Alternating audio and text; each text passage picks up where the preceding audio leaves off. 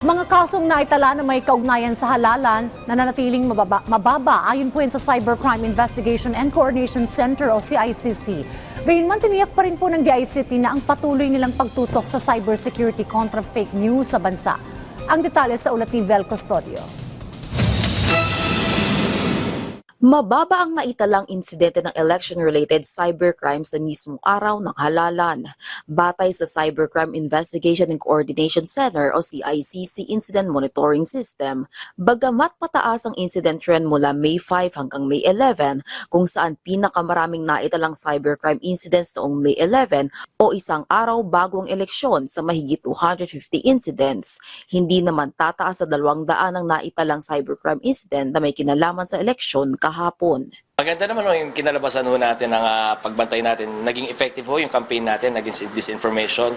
Mabilis din ang tugon ng COMELEC sa pagdidebunk ng mga maraming disinformation na lumabas regarding mga disqualified candidates. Kunyari, sa panayam ng PTB sa CICC at DICT, sinabi na posible pa ring mag-peak ang incident trend ngayong araw dahil sa proklamasyon ng mga nanalong kandidato sa halalan. 1,142 na ang incident record simula May 5 hanggang pasado alas 3 ng umaga ngayong araw. Karamihan dito ay mga na-monitor o nai-report na disinformation at vote buying. Mabilis din na umaaksyon ng Meta, Google at iba pang partner social media sites sa pagti-take down ng mga maling impormasyon patungkol sa halalan. Hindi naman matatapos sa eleksyon ang pagtutok ng Department of Information and Communications Technology sa pagbabantay sa cybersecurity. Tuloy-tuloy na to kasi alam niyo naman after this meron tayo nung BARM. Then after nung BARM, magpre-prepare kami for the other activities that are coming like ASEAN in 2026. So tulad na nabanggit ko kanina, maganda yung teamwork ba ngayon?